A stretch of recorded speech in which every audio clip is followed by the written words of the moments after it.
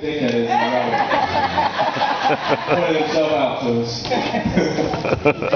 I'll be honest, I do use it. I do use conditioner because if it gets dry and tangly back there, it's like shitting through a noodle strainer. I'm sorry? Enjoy your meal. Try the chocolate mousse after. I just made it. No. You guys are loving it. I didn't do the hair plugs though. I don't know if you can notice. I decided not to do them. The reason why I didn't do them is because the procedure was weird. What they do is they take a few rows of hair from back here and then they place them up here. That's stupid. Isn't that just like rotating the bald spot from here to here? People would be asking me, Jamie, do you have mange? If you do, you're one of the better looking guys with mange. I mean, I thought my hair was making a comeback all on its own. I had one little hair pop out right here. And that shit does not happen normally. I was all excited. I was like, don't call it a comeback. One little hair pop. Oh, it was like one little Mexican hair jumped the border. But then I realized it wasn't a Mexican hair because it was all by itself. Oh. Oh, don't bullshit me, people. You know that you've never seen a paint truck with one Mexican hair. I was going to let the hair grow out, too, just so I could have a bang. Really just so I could walk up to a girl in the bar and say, hey, what's going on? Did I buy you a drink? So, how many people smoke pot in the audience? We were talking about cigarettes. How many people smoke pot? Yo, woo! I like how we don't really answer the question. Yo, woo! Like code for there's a cop?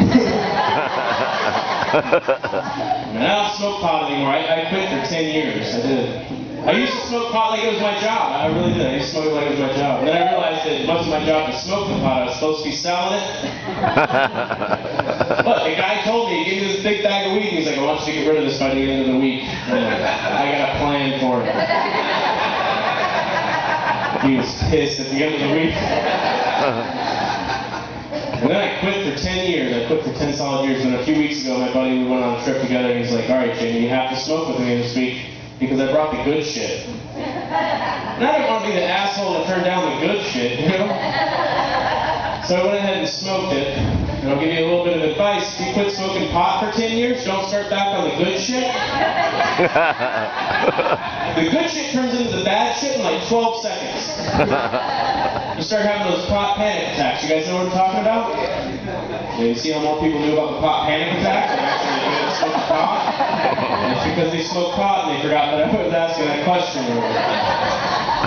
Tricked you.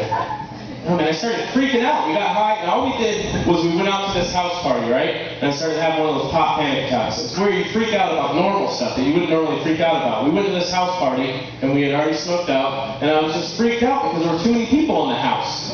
I thought the house was going to collapse. That's not a normal fear, you know? Because it was a one-story house. Nothing to collapse. So I started counting the people in the house because I wanted to get my heart rate down, you know? I thought there'd be a number that I could get to and I'd feel comfortable. I got to 30 and I hauled ass. Stupid people. I was out in the parking lot for 45 minutes looking for my car. Then I realized I was driving around the parking lot in my car looking for my car. And it sucks that I never found it. No, I found it. Unfortunately, I found it because I got pulled over. You ever been so high when you got pulled over and you forgot you got pulled over? That happened to me. I was just sitting there relaxing, you know? And all of a sudden, whoa. I rolled down my window and he's like, do you know why I pulled you over? I looked at him and I was like, you pulled me over? I was just taking a break. I've been driving for 6 minutes now. Who wouldn't need a break? And then I started laughing at the cop.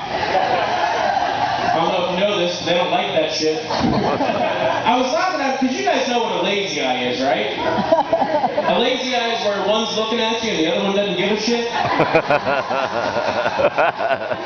He didn't have one of those. He had what I like to call a crazy cop eye. Where one's one's looking at you and the other one's doing surveillance? And when you're high, that shit is funny. And you can't stop laughing. And he knew there was something wrong with me, so he's like, all right, buddy, get out of the car. He's like, I'm going to give you a sobriety test. And I was like, I'm going to save you some time. I'm fucked up. Take me to jail. But he said legally they had to give me the sobriety test. So he was like, what I want you to do is I want you to follow my pen with your eye. And I was like, bullshit, you first. He couldn't do it, so I took him to jail. Cleaning up the streets, people. That's what I'm doing. So, how many gay people are here tonight? You guys don't have those here? You just see them on the TV? Buddy, you're in Clarksville, Tennessee. You don't have gay people here. You should import some, they're funny. Did you guys hear the story about the girl who's suing the University of Florida for kicking her off the softball team for, she says, being a lesbian? I have news for you. If they kicked every lesbian off the University of Florida softball team, they wouldn't have enough people to play catch.